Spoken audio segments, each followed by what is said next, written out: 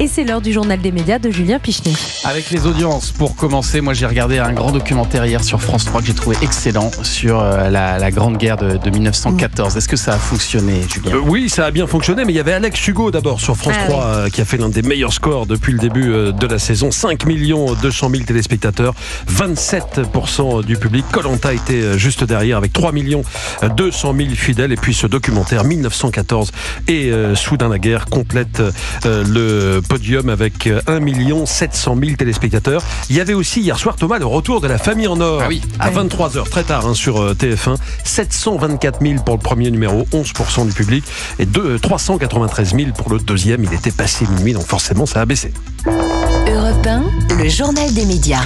Et puis on continue sur les audiences avec la série Les Espions de la Terreur, diffusée hier soir en prime sur M6. Là, les 2 premiers épisodes de cette fiction racontant la traque des terroristes responsables des attentats commis le 13 novembre 2015 à Paris, il y a 9 ans, jour pour jour, a réuni 1,5 million de téléspectateurs. Un très bon score. M6 n'était pas loin de France 2 hier soir.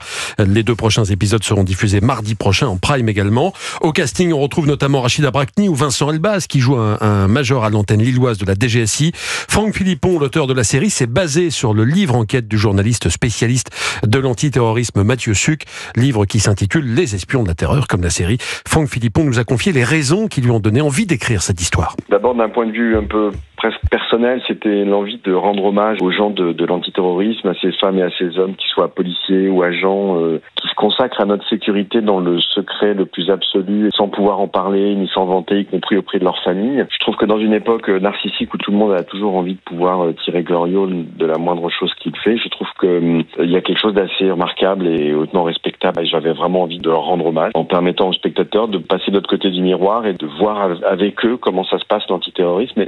Franck Philippon, auteur de la série Les Espions de la Terreur, en ce moment donc sur M6. Nathalie Pérez, vous l'avez regardé cette série ? Oui, bien sûr, je l'ai regardé. J'ai trouvé que c'était un travail fabuleux. C'est vraiment le reflet de la réalité. Très réaliste, paraît-il. Oui, c'est vraiment ce que j'ai ressenti au milieu de ces gens, au milieu de ces policiers. La suite, c'est donc la semaine prochaine, c'est ça ? Exactement, ouais. Même endroit, même heure. On continue le journal avec plusieurs médias qui poursuivent en justice le réseau social X d'Elon Musk. Le Figaro, Le Parisien, le groupe Le Monde également, qui détient entre autres Télérama, le Nouvel Obs ou encore le Huffington Post, tous accusent le réseau social d'utiliser leur contenu sans payer et donc d'enfreindre le principe de droit voisin.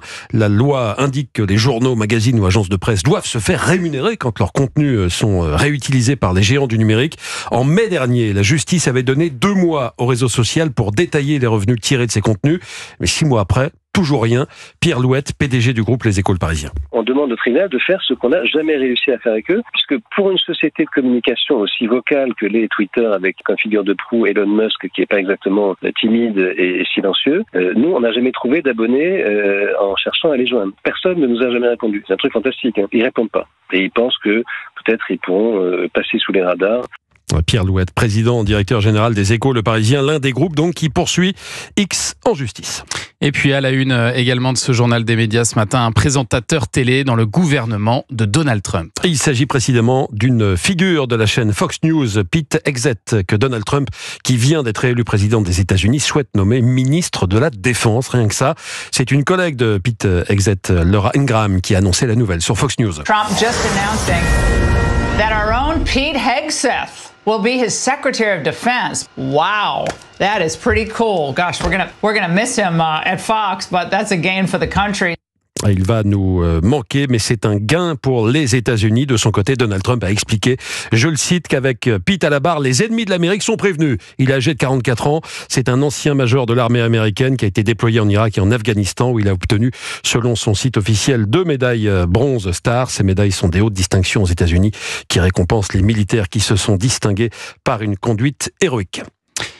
Et puis du côté des plateformes de streaming, Netflix cartonne avec son abonnement incluant des publicités.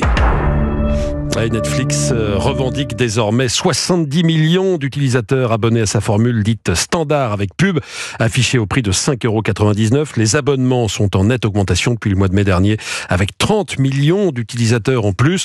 La raison la plus évidente de ce succès est sans doute son tarif plus abordable que les autres, et surtout qui n'a jamais augmenté depuis son lancement il y a 2 ans.